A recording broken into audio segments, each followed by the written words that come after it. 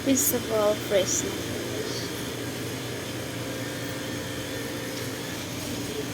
Dito is romaine, bok choy, leeks, at cucumber. Inuwi. Sariwang tupo.